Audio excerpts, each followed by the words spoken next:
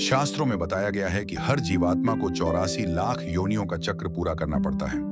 ये बहुत लंबा सफर है।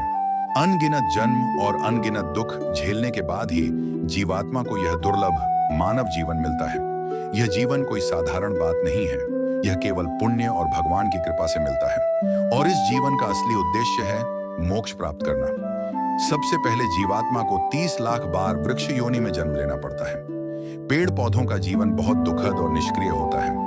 न चलने की ताकत, न बोलने की क्षमता, न कुछ कह पाने का साधन। बस हर परिस्थिति को सहना पड़ता है। तेज धूप की तपन, बरसात की बौछारें, आंधियों की मार और ठंडी हवाओं की मार, सब कुछ चुपचाप सहना पड़ता है। पतझड़ आता है तो पत्ता पत्ता झड़ जाता है, डालियां टूट जाती हैं और इंसान कुल्हाड़ी चलाकर काट भी देता है। पेड़ का जीवन एक मौन तपस्या है, बिना कुछ कहे सिर्फ देना ही देना।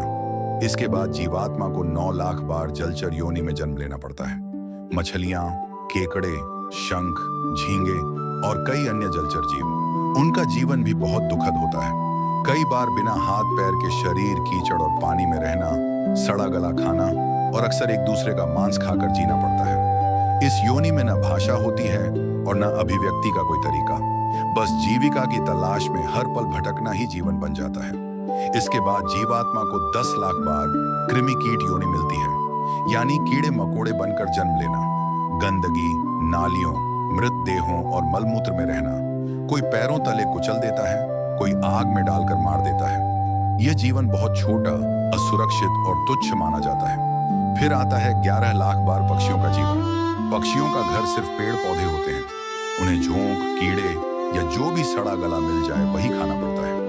भूखे रहकर भी अपने बच्चों को खिलाना, उनकी रक्षा करना और जब वे उड़ना सीख लें तो उन्हें पीछे छोड़कर आगे बढ़ते देखना, यही पक्षी जीवन की हकीकत है। कुछ पक्षियों की उम्र लंबी होती है, जैसे कौवा और शकुनी, लेकिन फिर भी यह जीवन अस्थिर, भय और संघर्ष से भरा होता है।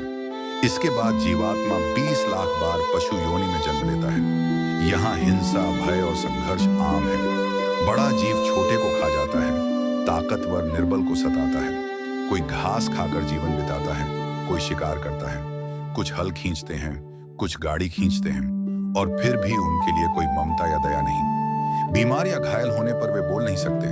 कई बार उनका घर मलमूत्र ही बन जाता है। इन पशु योनियों में गाय की योनि को विशेष माना गया है, क्योंकि गाय का शरीर पवित्र और पुण्य देने वाला होता है। इसके बाद जीवात्मा को 4 लाख बार मनुष्य योनि मिलती है, लेकिन यह भी क्रम में मिलती है।